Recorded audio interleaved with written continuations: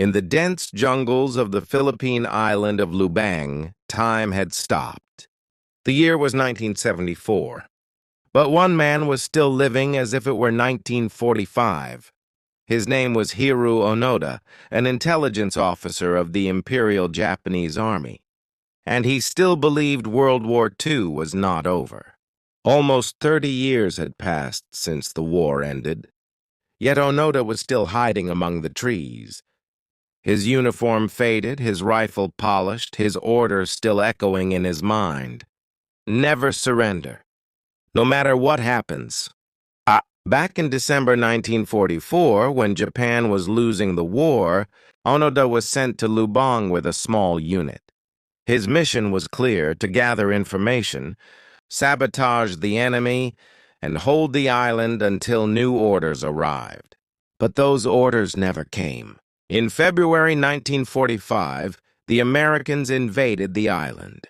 Japanese forces were wiped out or captured. Onoda and 3 other soldiers retreated into the jungle, carrying few supplies and a belief stronger than fear, the belief that Japan could never lose. Weeks turned into months. The sounds of battle faded. But for Onoda, silence was suspicious. He thought the enemy was setting a trap. Then came the leaflets, dropped from airplanes, written in Japanese. The war is over. Japan has surrendered. To the world, it was an announcement of peace. But to Onoda, it was propaganda. He read the leaflets under the dim light of the moon, shook his head and whispered to his men, "The Americans are trying to trick us. We will not fall for it." So they kept fighting. They raided villages for food, burned crops to prevent enemy supply, and clashed with local police. The islanders grew terrified of the ghost soldiers who haunted the forest. By 1949, one of his comrades surrendered. Onoda called him a traitor. Another was killed in a skirmish. Years passed, and the world moved on. But Onoda's world was frozen in time. He patched his uniform, cleaned his rifle every day, and wrote reports in his notebook, ready to deliver them to his commander. Someday. He believed that one day the Imperial Army would return to relieve him. The 1950s arrived. Television, rock and roll, and a new Japan. But deep in Lubang, the jungle was still at war.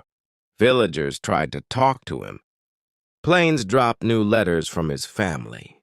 Even his own brother's voice was recorded on a loudspeaker. "Hiroo, the war is over.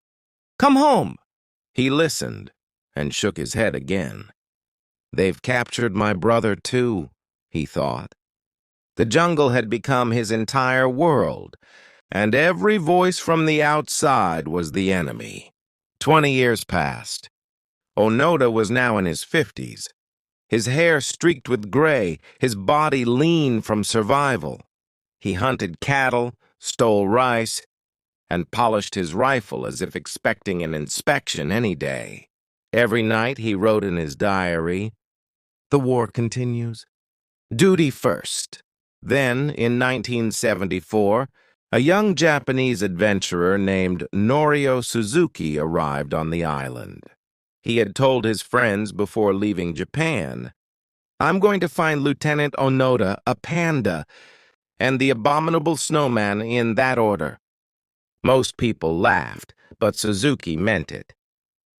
Days later, deep in the forest, he found him. An old soldier, uniform torn, but eyes still sharp, pointing a rifle at him. Suzuki raised his hands and spoke in Japanese. "Lieutenant Onoda, Japan is at peace. The war ended 30 years ago." Onoda didn't lower his gun. He studied the young man carefully, then said, "If the war is truly over, my commander must order me to stand down." It was the same line he had carried in his heart for 3 decades. Suzuki returned to Japan and told the story. The nation was stunned. A soldier who had fought alone for 30 years, still loyal to a war long gone. Soon the government located Onoda's former commander.